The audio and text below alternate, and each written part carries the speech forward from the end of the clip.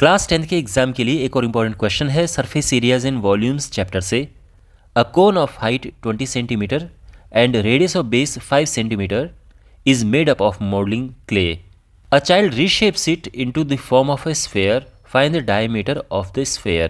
देखो एक कोन है, इस कोन की हाइट है 20 centimetre and radius of base है 5 सेंटीमीटर। इसे बनाया जाता है एक स्फेयर में। ओके, रीशेप किया जाता है एक स्फेयर। हमने बताना है कि स्फेयर की डायमीटर क्या है। तो पहले गिवन इन्फॉर्मेशन लिख देते हैं।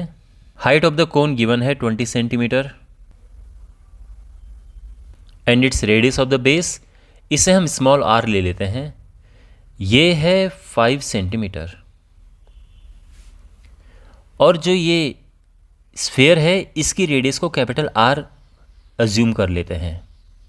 ठीक है, अब यहाँ पे क्या किया गया है कि ये जो कोन है इसी को रिशेप करके स्फेयर बनाया गया है। तो जब हम किसी सॉलिड चीज़ को ऐसे रिशेप करते हैं उसका वॉल्यूम सेम रहता है।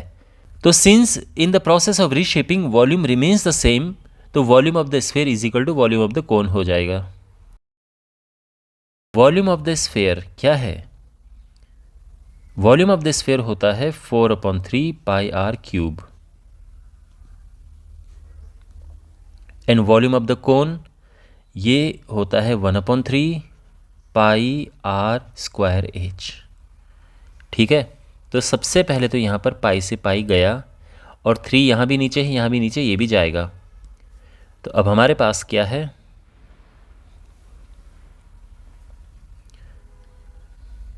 4r³, बल्कि r³ को यहाँ पे रहने देते हैं, 4 यहाँ नीचे चला जाएगा। यहाँ पे r² है ना, जो कि है 5, radius of the cone. Height क्या है? 20 है उसकी, अपॉन, और ये 4 यहाँ से नीचे चला जाएगा, 4 से कटेगा, ये भी 5 आ जाएगा। तो 5 × 5 × 5 है, हमें मल्टीप्लाई करने की ज़रूरत नहीं है, इतना ही।